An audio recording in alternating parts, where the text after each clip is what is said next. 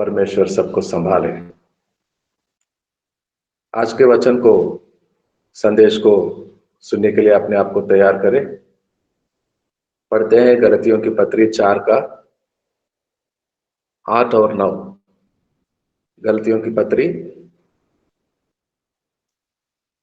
अध्याय 4 और 4 का 8 और 9 वचनों को पढ़ेंगे।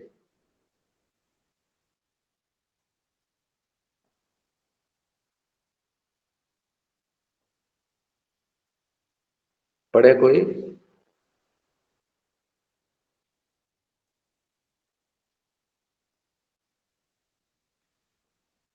कुसुम जी, मेरी आवाज आ रही है? कुसुम जी, ज्योति हरी, शशि हरी, मदन जी, जी सर। मेरी आवाज आ रही है? जी आ रही है सर। अच्छा, तो पढ़े गलतियों की पत्री अध्याय 4 8 और 9। पहले तो तुम परमेश्वर को न जानकर उनके दास थे, जो स्वभाव से परमेश्वर नहीं, पर अब जो तुमने परमेश्वर को पहचान लिया, वरन परमेश्वर ने तुमको पहचाना, तो उन निर्बल और निकम्मी आदि शिक्षा की बातों की ओर क्यों फिरते हो, जिनके तुम दोबारा दास होना चाहते हो। आमीन। आमीन आमीन। धन्यवाद पिता परमेश्वर, धन्यवाद के साथ तेरे जय जयकार करते हुए आज की सेवकाई, ओपनिंग प्रेयर, भजन गाना, तेरे पवित्र वचनों को पढ़ाया जाना, हम सब आमीन कहकर तेरे वचनों को स्वीकारना, और प्रार्थना में पास्टर जयवीर चौधरी जी कई विषयों को लेकर तेरे उपस्थिति में आकर तेरे चरणों पे प्रार्थना करना, और महत्वपूर्ण समय में तेरे संदेश को सुनने के लिए हम सब बड़ी आस लगाकर बैठे हैं। परमेश्वर, आज हमसे बातचीत कर, हमें सिखा, और तेरे वचनों के अनुसार हमें शक्ति और सामर्थ्य बल से भर दे। परमेश्वर, we thank you and we lift higher and higher the precious name Jesus, and we ask this prayer in the name of Jesus. Amen. एक ऐसा समय था, परमेश्वर की पहचान हमें नहीं थी।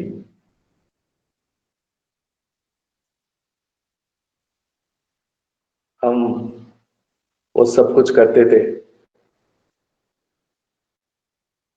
परमेश्वर के खोज में।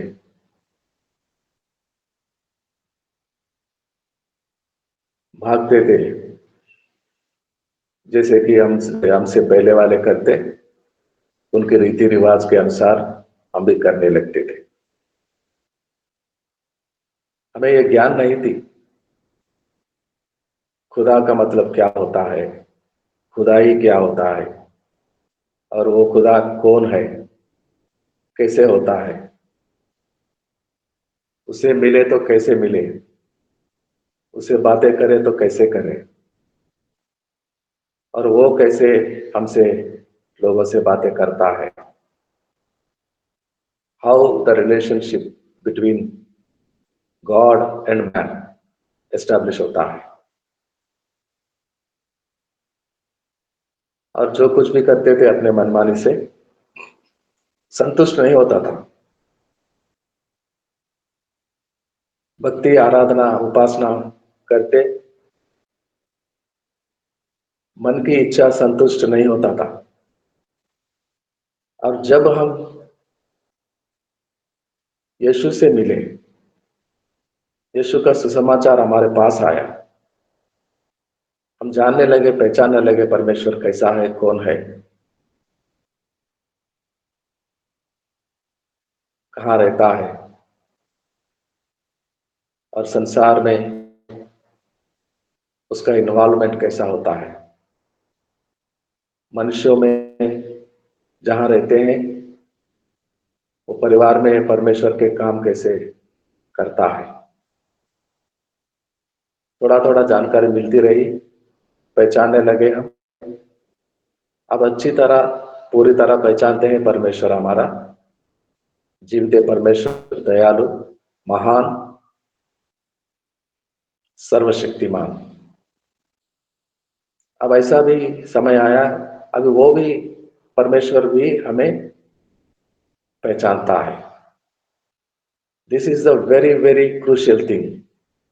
To know God is common for all. परमेश्वर को जानना पहचानना लोगों के लिए ठीक है, लेकिन क्या खुदा परमेश्वर हम में से एक एक को पहचानता है? परमेश्वर हमें जानता है। परमेश्वर हमें पहचानता है। मैं कौन हूं, मैं कैसा हूं, मैं कहाँ रहता हूं, मैं कितना पढ़ा हूं, मेरे मम्मी पापा, मेरे बुजुर्ग, मेरे घर में भाई बहन, मेरे कामकाज, मेरा उठना बैठना, मेरा चलना, मेरा सोचना, मेरे आदतें, ये सारे वो जानता है, पहचानता है। और पहचान कर क्या करता है?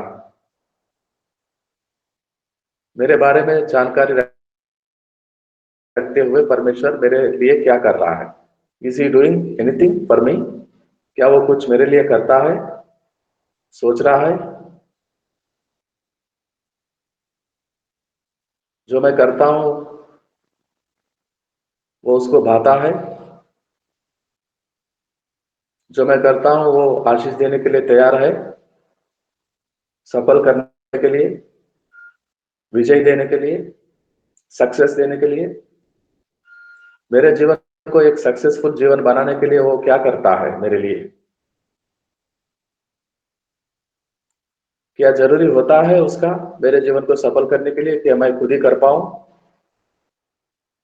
कोई इंसान, कोई मनुष्य अपने जीवन को सफल वो खुद ही बना सकता है बिना परमेश्वर की सहायता, मदद से, मार्ग निर्देशन से, बिना परमेश्वर के आशीषों के क्या हम अपने आप को चंगे भले रख सकते हैं? ये बहुत बड़े सवाल हैं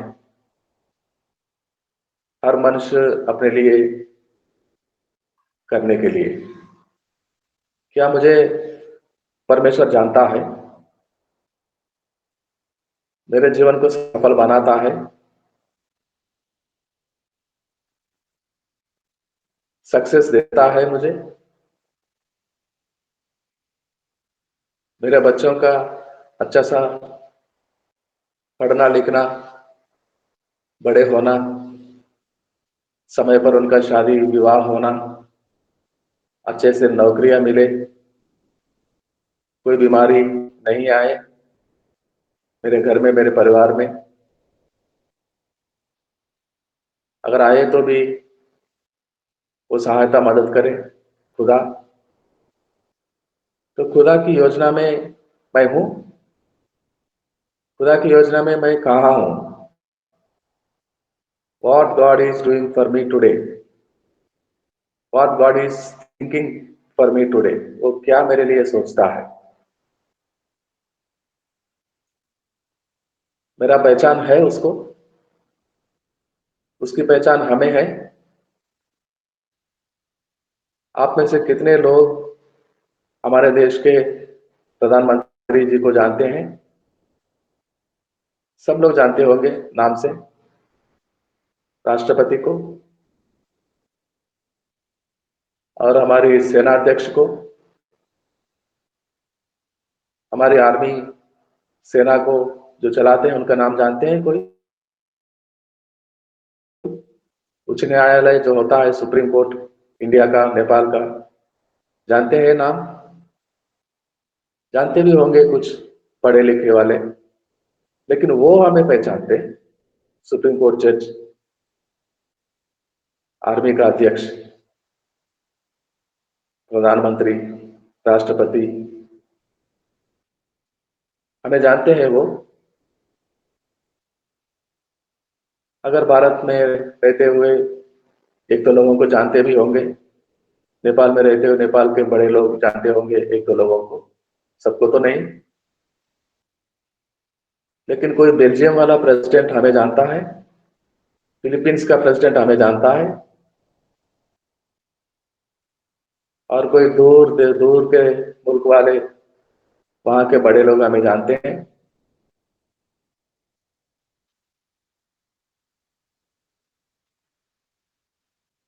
यीशु मसीह हमें जानता है, हमारा पिता परमेश्वर हमें जानता है, और अपना एकलौता पुत्र को कहा, नाम लेकर नेपाल में जाओ, धरती पर जाओ, नेपाल के लोगों को बचाओ। जयवीर चौधरी, शाहजलाल महारा, हरिदेव चौधरी और वहां के सारे लोगों को, और भारत के एक एक राज्य में से वो सारे लोगों को बचा और मेरे पास मेरे संतान बनाकर मेरे भवन में ले गया। नाम लेके अपना पुत्र को बताया था, और वो पुत्र हमारे लिए आया, क्रूस पर चढ़कर अपना बलिदान किया, अपना पवित्र लहू को बहाया। किसके लिए? पर each and every person, even you, हम सबके लिए उसको कहा गया था स्वर्गलोक में, परमेश्वर के पुत्र को, और हमारे सबको बचाने के लिए, वो उद्धार देने के लिए आया। वो पहचानता है हमें, वो जानता है हमें। जानकर क्या करता है? इस महीने की प्रतिज्ञा जो हम पढ़ रहे थे, नहूम का 1 का 7, फिर से पढ़े, फिर से पढ़े 1 का 7 नहूम का, मदन जी फिर से पढ़े नहूम पुस्तक 1 का 7, जो इस महीने की प्रतिज्ञा, प्रॉमिस ऑफ द मंथ।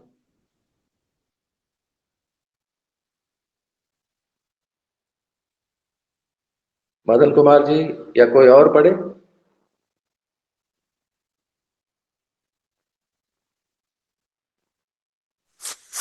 यहोवा भला है, संकट के दिन में वह दृढ़ गढ़ ठहरता है और अपने शरणागतों की सुधि रखता है। यस, भला है, संकट की स्थिति में हमारा दृढ़ गढ़ भी है, और हमारा सुधि रखने वाला है, जो उसके शरण में रहते हैं, उसके शरणागतों का। संकट के दिन, कितने संकट को झेलना पड़ रहा है हमें। सुबह उठते ही संकट ही संकट। बच्चे बोलते हैं किताब नहीं, जूते फट गए हैं, फीस देना है स्कूल में, और काम पे जाते हैं, काम करते हैं, लेकिन समय पर पगार नहीं मिलता। सेवकाई में जाते हैं और वापस आते हैं घर में, बच्चों के लिए कुछ नहीं ले आ पाते, और बीमारी, और दुश्मन का हरकत, शैतान का हरकतें। कितने संकट होते हैं। कौन बचाने वाला? कौन ठहरेगा हमारा दृढ़ गढ़ बनकर? यदि हम उसके शरण में जाते हैं, शरणागत बनते उसका, तो वो सुधि लेता है, वो सुधि लेता है। कल हम डिवोशन में, सुबह की डिवोशन में थे, मेरा मन लग रहा था, इच्छा हो रहा था कि मैं जुड़ जाऊं। स्टेशन से बाहर आया था, रिक्शा बात कर रहा था, ऑटो और रिक्शा में आ रहा था, और मेरा लगेज को जहां मैं रेस्ट लेने के लिए गया था वहां रखने का, और मेरे अंदर से फोर्सफुली ऐसा हो रहा था कि मैं जुड़ जाऊं मेरे बहनों के साथ। तो मैं आया था, राजू सरकार जी प्रचार कर रहे थे, तो कुछ लोग सवाल करने वाले आगे घुस गए, वो डिस्टर्ब करने वाले, हमारे खिलाफ बोलने वाले तो लोग थे। तो उनका जवाब देना था, सामना करना था, उनको चुप करवाना था।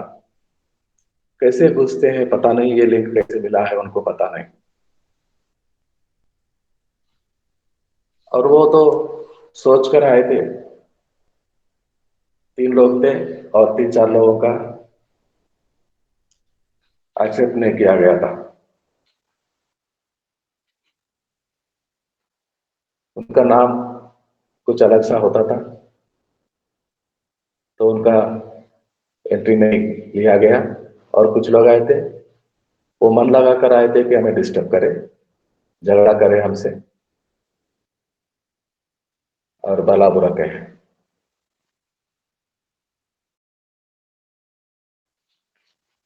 तो मैं जवाब दिया, मेरा नंबर भी दिया, कोई फोन नहीं किया। और आने से पहले, डिवोशन में मैं जुड़ने से पहले, जब मैं गाड़ी से निजामुद्दीन स्टेशन नई दिल्ली में आ रहा था, अभी 1.5-2 घंटा लेट चल रही थी गाड़ी, 3:40 को आना था, वहां ही 6 बज गए। 6:15 को बाहर आया। बाहर आने के समय मुझे याद आया कि कुछ महीने पहले शैन कुमार के साथ जो हुआ था, पासु सुरेंद्र कुमार जी के बेटा, और उससे पहले हमारे आंध्रा से कोई भाई आया था दिल्ली में, हाँ, उसके साथ भी ऐसा ही हुआ जैसे कि शैन कुमार के साथ हुआ। कुछ लोग नई दिल्ली के स्टेशन के बाहर, निजामुद्दीन स्टेशन के बाहर, और जहां मार्केट होता है दिल्ली में, बाजार, वहां ऐसे लोग हैं जो फोन बात करते जाने वालों को 2-3 लोग आते हैं और इतना बुरी तरह मारते हैं, चक्कर से आ जाते हैं, गिर पड़ते हैं, और उतने में लगेज, बैग, फोन सब छीन कर भागते हैं। क्या हो गया है इस देश को? देश की राजधानी में ऐसा स्थिति, ठीक है, वो अलग बात है। मुझे वो याद आया, मुझे भी लगा कि अगर कोई मुझे भी ऐसा करे तो कैसा होगा। मैं इतने में मेरे अंदर से आवाज आया, मैं हूं तेरे साथ। Yes, thank you Lord, thank you Jesus, you are with me, thank you. And तेरे लिए प्रार्थना करने वाले तेलुगु डिवोशन, हिंदी डिवोशन, भारत से लेकर नेपाल तक कितने सारे लोग हैं, तेरे भाई बहन, तेरे बच्चे, तेरे बड़े भाई, छोटे भाई, बहनें, क्या उनके प्रार्थना तेरे साथ नहीं? यस लॉर्ड, थैंक यू, मेरे साथ है।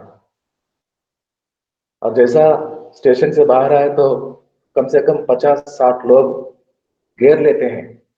कोई मेरा बैग ही ले लेता है, कोई मेरे कंधे पे हाथ डालता है, चलो चलो चलो, आओ बैठो बैठो, ऑटो में बैठो, गाड़ी में बैठो, टैक्सी में बैठो।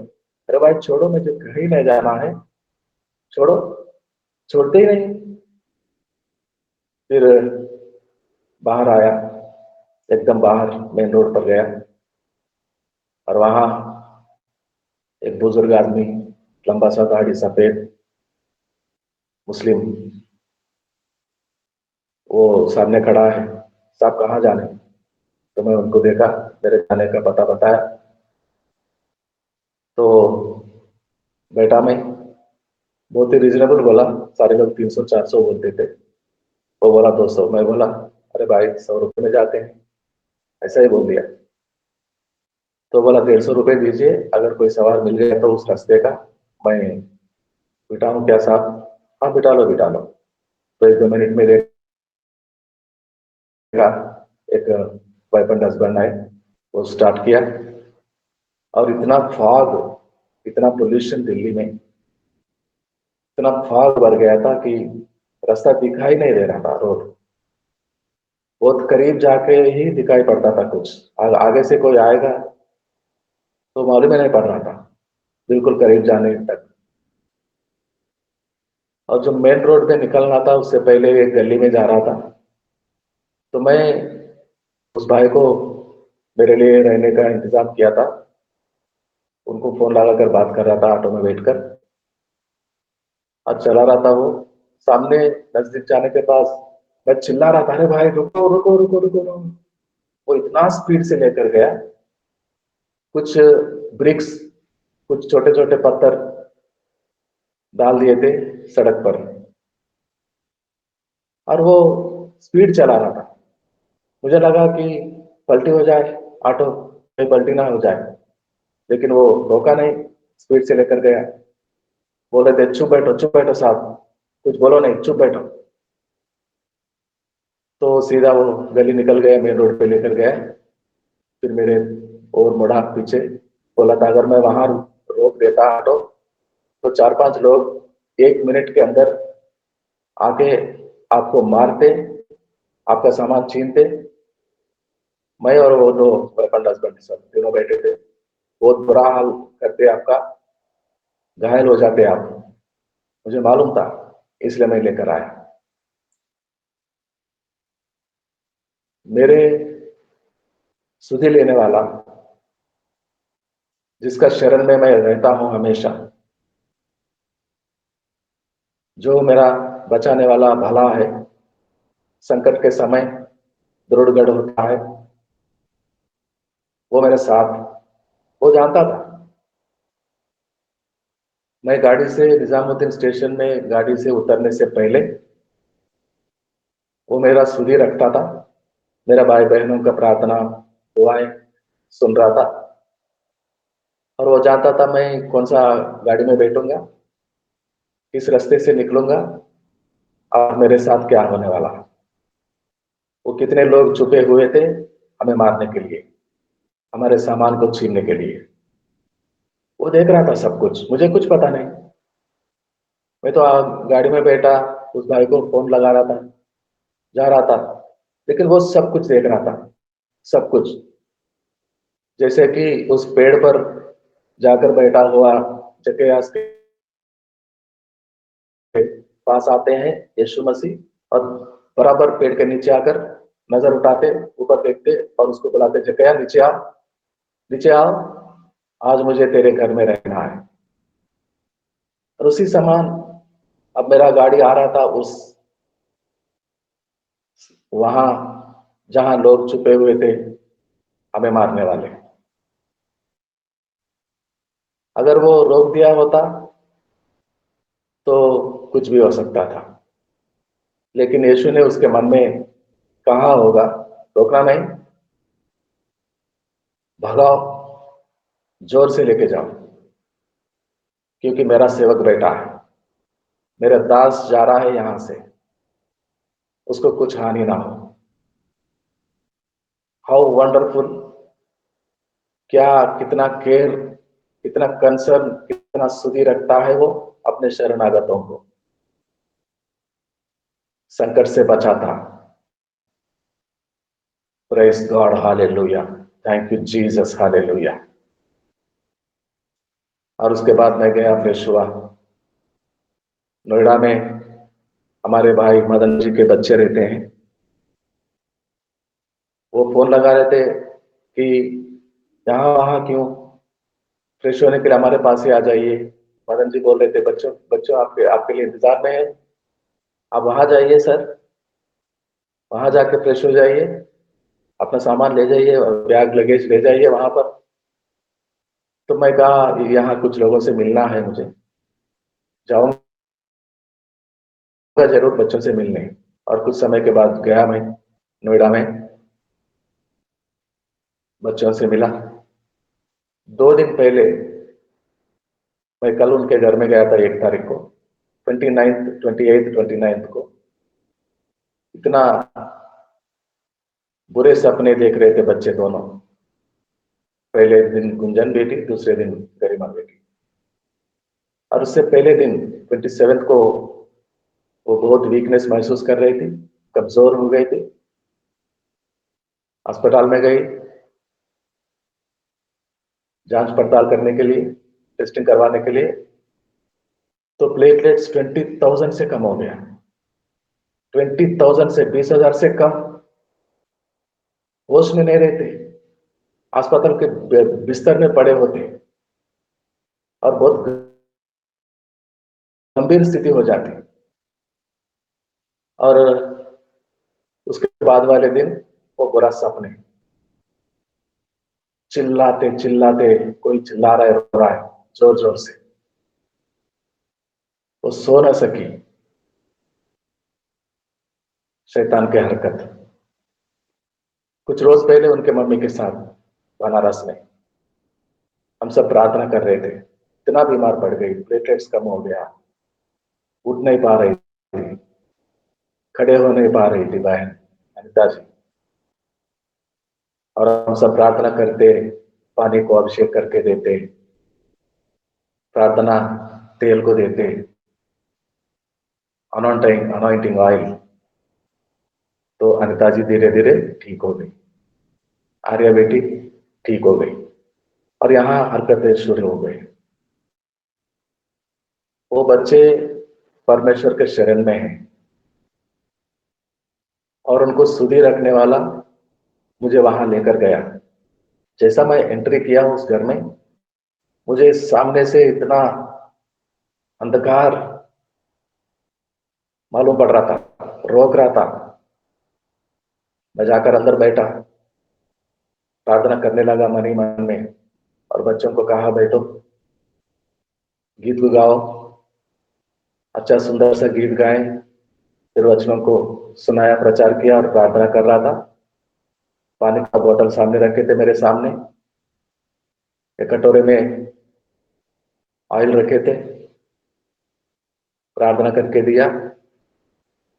क्रूस की निशानी लगाया उनके माथे पे, तीनों के, गौरव, गुंजन और गरिमा बेटी।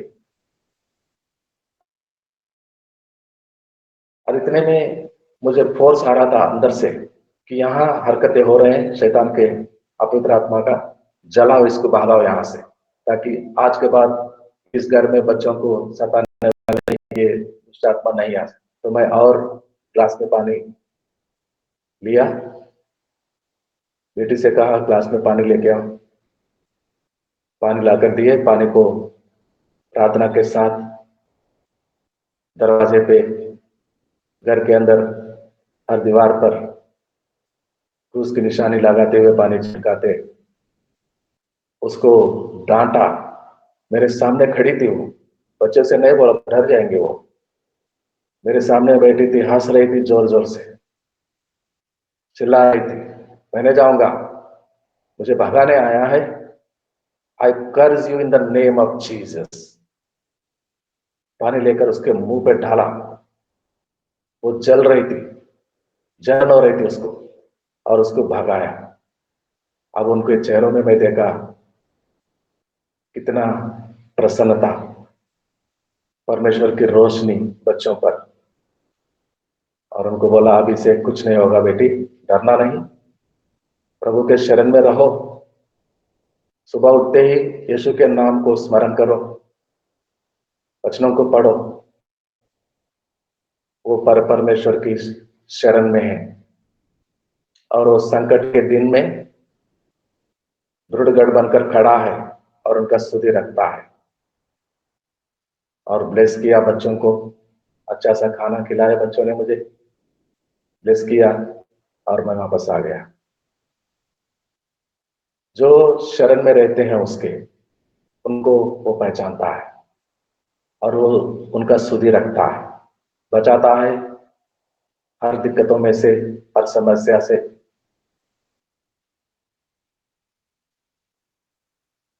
और उन्हें संभालता है आने जाने में, पढ़ने लिखने में, कामकाज में, उठते बैठते, ईच एंड एवरी मोमेंट वो जानता है और वो सहायता मदद करता है हमें।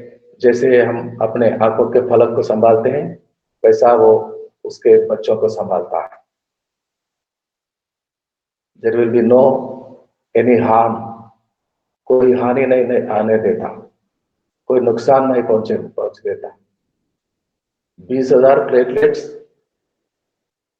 क्या हाल होती। कुछ दिन पहले मदन जी के छोटे बेटा सुबह उठकर बाथरूम में गया और बाथरूम में गिर पड़ा, बीमार पड़ गया। विवेक 2 महीने पहले, 2 या 3 महीने पहले, उसका भी यही हाल हो गया था। प्लेटलेट्स कम, बहुत ही कम हो गए थे। फिर प्रार्थना के साथ वो परिवार, वो बच्चे और हम सब उसके शरणागत हैं, उसके शरण में रहते हैं। वो छोड़ेगा, सुधि नहीं रखेगा, संकट के समय दृढ़गढ़ बनकर नहीं ठहरेगा। संकट के समय वो दृढ़गढ़ बनकर रहता है हमारे साथ। एक वचन और पढ़ेंगे और प्रार्थना में जाएंगे। भजन संहिता 46 का पहला वचन, भजन संहिता 46 और वर्ष 1। भजन संहिता 46